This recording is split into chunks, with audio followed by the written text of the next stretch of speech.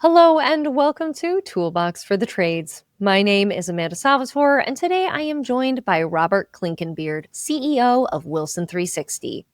Robert shares his insight on achieving rapid company growth and overcoming the inevitable challenges that arise. We also dive into how predictive analytics and AI can give your business a crucial edge. I hope you enjoy this conversation as much as I did.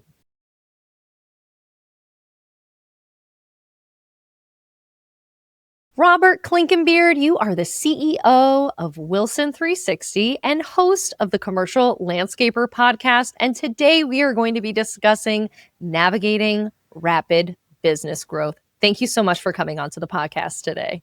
No, good to see you, Amanda. I've admired your show for a long time. Really excited to be on it finally. So I really appreciate the opportunity. So thank you.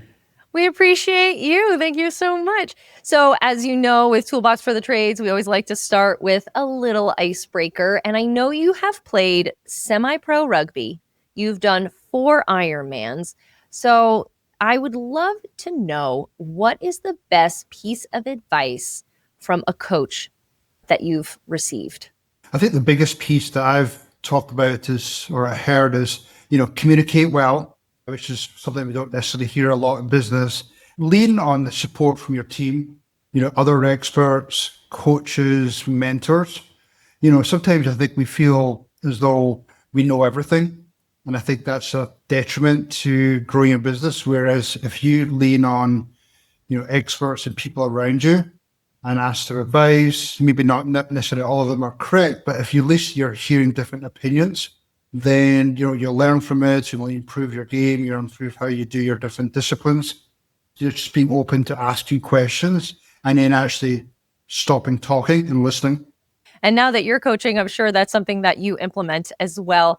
But before we get into that, I'd love to know how you found yourself in the industry.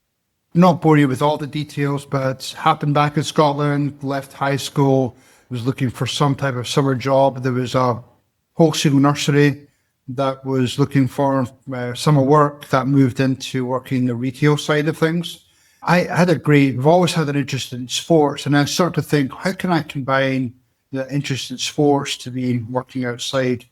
I ended up going to Hort College in a place called Auchincruive in Scotland, and got my degree in horticulture there, left there, went to work for City Parks. And that's where that combination of looking after sports fields, open spaces, all these different facilities, really perked my interest. And of course, the weather in Scotland really got to me. So I thought, well, why not move to the States? They've got so many opportunities. And after working a short stint at Valley Crest, I then started my own company back in 2001. So as I've got more and more into horticulture, I've also got a lot more into business. And I think maybe horticulture's maybe taking a little bit more of a back seat now. But I love the game of business.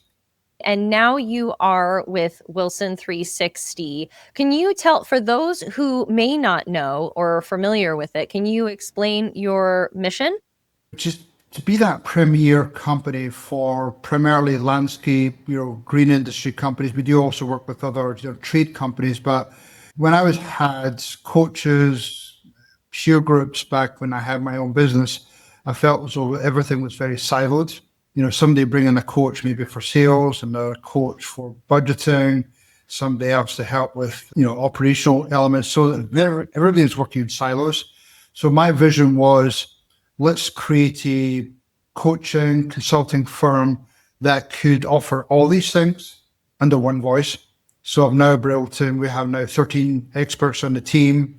We'll work with them directly. And as somebody else, needs some help, whether it be with around the talent, CFO help, operational help, then have all these resources to pull from. It's a real magical formula, I feel. I think it's still on that base level that people are still getting to know about our company. I'm going to get some great feedback, so I'm going to continue my mission. I'd love to talk about your landscaping business. It grew rapidly from 0 to 20 million in 15 years. And now you're consulting other company owners who may be experiencing this rapid growth. What are these companies doing to achieve this kind of growth? What are some of the consistencies that you're seeing? I think before, certainly when I was in business, most of our growth came through relationships, and obviously you have to still do the good job. I think as things have developed over the last 10, 15 years, they've had to look at different channels and how to bring in some of that revenue. So yes, relationships, referrals, business groups is all really super important. But you're needing to also bring in social media, that digital advertising, just to sort of try and bring them in from different directions. So I think that's definitely helping. A lot of people maybe get either stuck in that noise or relies so too much on that past what worked for them, but that doesn't necessarily work for them these days. So it's trying to just get them out of that mindset. What's happened and worked in the past doesn't necessarily work as well now in the future. So, very often it sounds great having this growth that is just, it's a runaway train, it's going really well. But there are challenges that owners face with growing that fast. What are some of those challenges and how do they navigate them? You've got to look at the growth. You've got to look at, how you channel the growth. What are the best customers out there that give you profitable growth? I think sometimes people forget about that. They maybe just focus on trying to get too much revenue in. Whereas if you're just focusing on that really profitable growth is really key. And, I know we'll touch on this later, but, when you start analyzing data, looking at gross margins, who are your best performing clients, I think all those types of things really help with that growth. Now, to go on to answer your question, obviously cash flow is one of the biggest pieces. You have to have that fuel to grow. But I think, I'm asked this question a lot, and I feel as though, if you have the right people in place, I mean, that's super, super, I can't stress the importance of that piece. You may have, brought some people in early stages of your business, 1, 3 million or so. Those people might not necessarily be the right people to take you up to 5 to 10 to 50 to 100 million. So really looking at trying to hire the best possible talent around it. It doesn't necessarily have to be in your trade. It doesn't necessarily have to be in landscaping or your specific trade. But if you have that right person in place, sometimes maybe even better skills than you have. I think sometimes people get caught up in trying to hire down so they don't feel threatened by that person. Whereas I'm always looking at how can I best hire the best people out there and then keep on coaching and developing them. So that was one of the key elements to my business. I found some great people. They were in the golf course industry. They were just good people that were good with dealing with customers. They were good at dealing with employees, but they just didn't know that business side because they've been in the golf course industry. So I felt as though it was my job and some of the other team members to be able to coach them into becoming great leaders. And they eventually went on, through the different tiers of the company to become those future leaders, branch managers, assistants to me. So that was, I think, through my initial vision and how can I take this company from, I think at the time we were probably doing 8, 9 million, how to take it up to 20, 30, 50 million. When you are looking for people to hire, I love this idea of hiring up, really finding the best fit and a smart, dedicated person who you can train as well for industry specific things. But what would be your advice to those who are having a hard time with recruiting or hiring? I know that this is an issue within the trades, within landscaping, within pest. So what would be your advice for that? I think the first one is don't rely on people already in the business. So definitely look outside in other industries for sure. Thinking outside the box in general. Again, forget about some of the traditional. You could still use your Indeeds and some of your other platforms for finding people, but have you leveraged your network to see who are the stars out there? Have you contacted your clients, your property managers, and find out who are the best people out there that you would rehire? Have you invited them along to some of your either your trade events or some of your industry events to be able to see those talent there?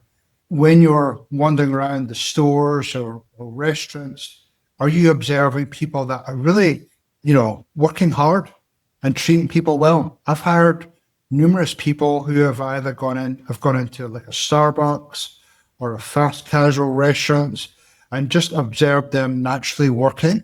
And then I've said, hey, are you interested in maybe looking for another position? And, 5 times out of 10, I'll maybe say, yeah, I'd love to talk. So I think just thinking outside the box and trying to figure out where are those hidden players out there, those hidden, gems, diamonds, and observing, keeping your eyes open all the time. One other thing, I feel many companies have got caught up in the past. As they grow, the size of the company, they think that the immediate hire is an HR manager. An HR manager has typically been that person who's gone out and dealt with any applications coming in. I think that is, in most cases, that is the wrong trait to have, because they're more dealing with rules, following procedures, following some of the state regulations. Whereas I feel as though many companies are beginning now to move to a recruitment type role, and it's more of a sales function. How can I find those people? Where are the places to go? How do I have those sales type conversations? How do I follow up with them within 2 hours, 4 hours, 12 hours? And then how do I bring them in the door? What are some of the packages I need to offer them, the benefits to bring them in the door? So I think that is probably a lot more crucial than hiring an HR person. You can outsource that function, but have that sales recruiter type function. I have to say, I've been recruited from my previous jobs as well. That's happened to me before. Yep. I hear you, and I think it's a great idea. I know that you mentioned a little bit before about data. It's another way to look at your business in a holistic way. What is going on? A few months back, you presented a webinar with Aspire on predictive analytics and AI, which honestly is a must-watch. We will leave the link in our show notes, so please feel free to check that out. It is chock full of great advice. For those who don't know what perspective analytics are, can you explain what they are and how it helps when it comes to growth? We have so much data coming at us now. It's coming from, irrigation controllers. It's coming from great systems like Aspire. It's coming from GPS systems. And I think we're still trying to wrap our head around, how do we analyze that data to be able to use that for, whether it be future growth, whether it be becoming more efficient. But, predictive analysis is really just taking that data and looking for patterns. Weather patterns, growth patterns with grass and plant material, how efficient crews are working out in the field, how can we reduce fuel usage. It's just a case of extracting the data and then putting in the right prompts. It's incredible what we're able to do. I feel like just in a few short years, when someone is looking at this data, I suppose it does have to do with what are the goals that they're trying to accomplish. Is it routing? Is it, like you said, weather? But where would you suggest people start looking first? It can feel kind of overwhelming when you're sifting through all this data. So where should owners look first?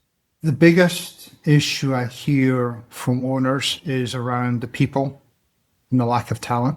So if there's ways in which you can either not necessarily reduce your workforce, but if you maybe don't have to rush out and find replacements, and you can use that data to become more of a efficient, slicker machine, I think you'll immediately start to see the paybacks, not only in helping to eliminate that noise around finding good people and good talent, but also then the knock-on effect, nobody can complain about this, is then you're going to start becoming more efficient.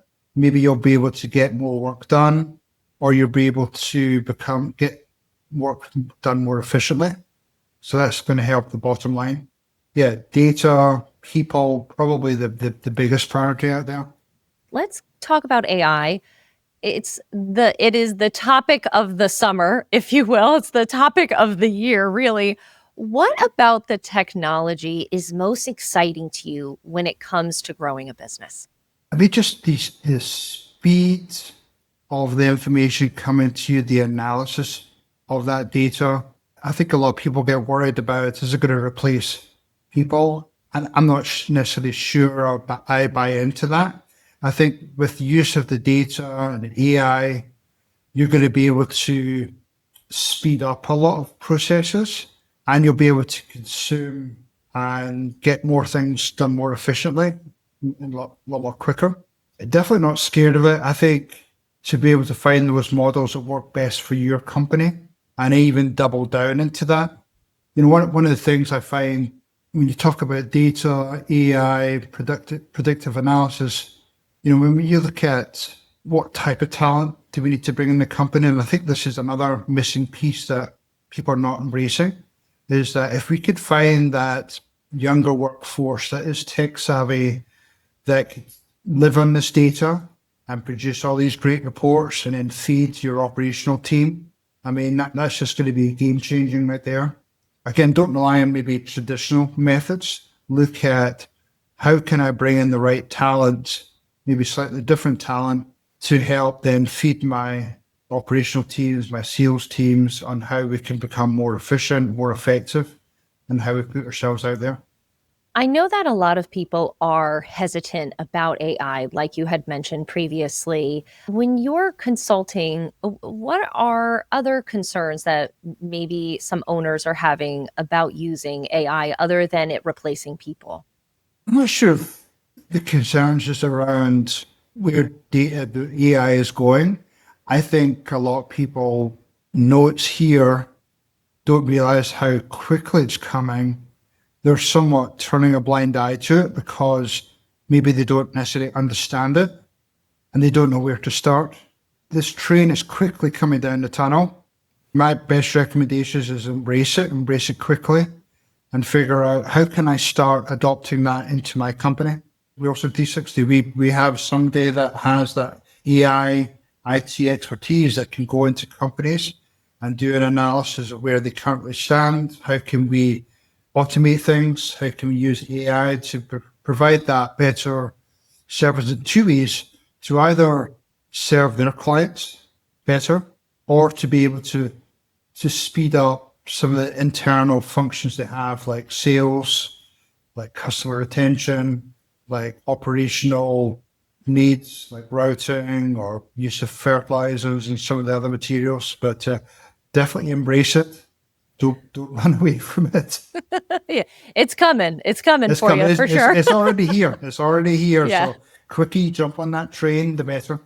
I think it's great advice to suggest having someone on your team dedicated to understanding the functions of AI and what it can bring to the business, and then showcasing that to the rest of the company. It may feel a little less overwhelming if you attack it in that way, as opposed to just looking at it and not knowing exactly what to do and finding yourself a little overwhelmed.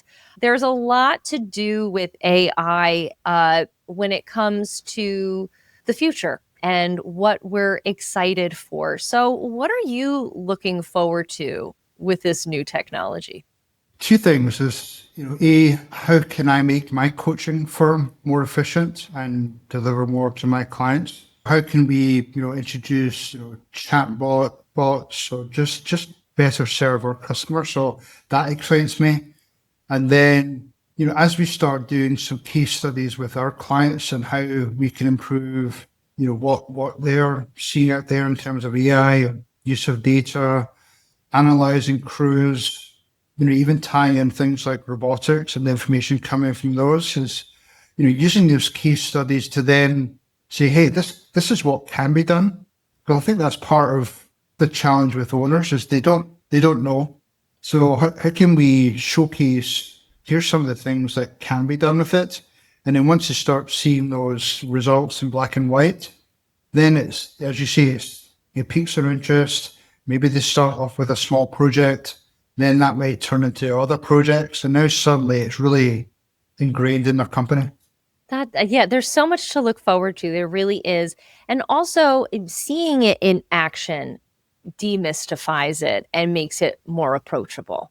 100%. And I see that all the time that people talk about it in social media, but I think some real hardcore key samples and how it could start affecting the business or the bottom line, then I think that's when people start to open their eyes. Because I think traditionally our business are generally known as being slow adopters in new technology or new trends.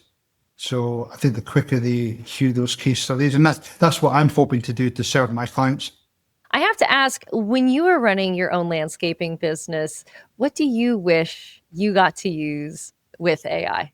I would have loved to be able to analyze our prospects, look at our target market, and do some automation around that, about that constant communication with them. I would have loved to have had more access to information about how to manage the crews, find out things like efficiency of equipment usage. Every truck loves to have all these different sets of equipment, whereas if we use some of that data available and using AI, that could maybe reduce some of our, equipment purchases or assets. There's certainly quite a few, but I think on the sales function, that's probably where I would have started first. We didn't quite have the labor issues that a lot of companies are now facing. If we had that more of that AI usage and data availability for our sales side, I think that could have probably streamlined things a bit more. I'm very excited to see in the next year or two where AI starts taking over this landscaping industry and really just helping push businesses forward so they can utilize these tools. I think it's a very cool opportunity. And I'm so glad that we got to talk today a little bit about some of the functionality of AI, data, as well as just tips and tricks for growth. But before we go, is there anything else that you wish we covered today? I can't emphasize enough about how can you leverage your talent in your business, find out where the strengths are, look at things, tools like personality assessments to find some of the strengths and weaknesses. And then how can you take a step back as an owner, CEO, push them into that leadership position. You mentioned a key thing earlier about soft skills. Soft skills is definitely a missing piece a lot of people really struggle with or don't even address. Look at that soft skills, and then where are the ways in which I can develop my team to leverage technology, AI, predictive analysis, so it's not just completely reliant on me as a CEO or owner. Robert, thank you so much for coming on Toolbox for the Trades. This was a great conversation. Thank you so much. Okay, Amanda, I love being on the show today. This is really special to me, so really appreciate and look forward to further conversations with you.